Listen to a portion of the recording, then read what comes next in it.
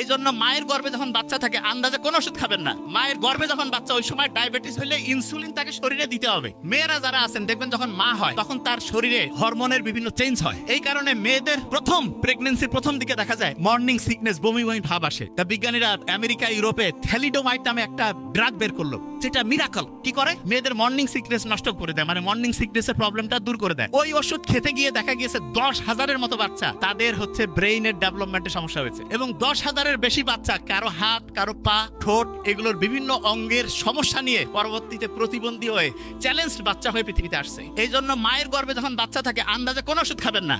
খুবই ইমানদার ডাক্তার দেখে একেবারে বুঝে শুনেন। অনেক সময় মায়ের গর্ভে যখন বাচ্চা আসে তখন দেখা যায় যে ডায়াবেটিস হয়। কি করে? কয় যে ডায়াবেটিস হয়েছে, এই সময় মুখে ওষুধ খাবে। নো, মায়ের গর্ভে যখন বাচ্চা, ওই সময় ডায়াবেটিস হলে ইনসুলিন তাকে শরীরে দিতে হবে। কারণ ইনসুলিনটা বাচ্চার কোনো ক্ষতি করবে না মায়ের গর্ভে যখন বাচ্চা, কিন্তু ওই সময় যে ওষুধ খায়, ওই ওষুধ সরাসরি বাচ্চার শরীরের খেয়ে তার ব্রেন, লিভার, কিডনি ধ্বংস করে দিতে পারে।